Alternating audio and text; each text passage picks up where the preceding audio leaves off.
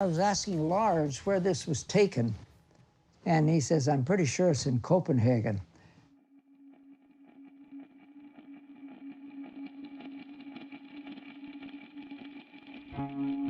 He would wake up and put on his little boxer shorts, and he had a little amp and his white guitar, and it looked like a Gibson, but it wasn't, and he would play.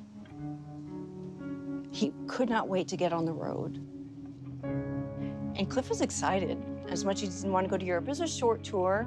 He wanted me to start looking at houses. At this point, we'd really developed and we were going to live together. So he wanted me to kind of look at houses just around in the East Bay. On September 26, 1986, Metallica played a show in Stockholm, Sweden, supported by their friends Anthrax. Anthrax went on ahead to the next show. Metallica never made it. In the early hours of September 27th, their tour bus crashed and Cliff Burton was killed. He was 24 years old. I went home and started calling Cliff in Sweden at the hotel. I had the itinerary. Oh, no, they haven't checked in yet. Okay, that's weird. Try again an hour later. That's when she told me. And it wasn't even real. It wasn't possible. So I immediately called Cliff's parents. I didn't want to be with anyone else, you know, wanted to be with his parents and smell his things. We don't sit back and say, oh, I hope we're big next year, or I hope this, I hope that. We just go and do it and don't put a lot of thought into what might happen or what could happen. We try not to think too much about the future. Cliff was such a character, and he was with us for that short amount of time. Thank God there were some people filming, and there were friends around that had cameras.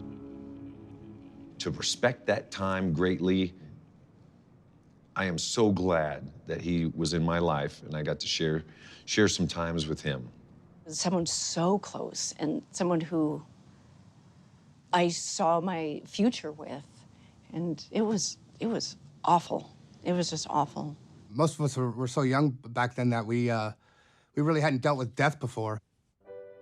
The first thing I did, I got up and I headed out to the vault because I was working the next day at the store.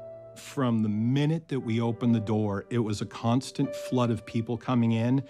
It was the place where people came to grieve. It was the place where people came to reflect and tell stories. And it was almost the perfect place to find out because it was home for all of the scene, also for him and those guys. What made us survive it was that community of those thrashers. No one ever thought about the perils of rock and roll, or the fact that tour buses crash and, you know, people die out there doing what we were all aspiring to do and doing what he ultimately loved. I know we felt bad, but I couldn't only imagine what each one of them personally felt. Yeah, it's a terrible time. Terrible thing. What I know about Cliff was that he was a very gentle soul, and we laughed. And we would laugh. You can't ask more from your kids, particularly when you don't have to say much to them. Cliff would just decide. He knew on his own what was right and what was wrong, and he practiced it, just like he practiced his music.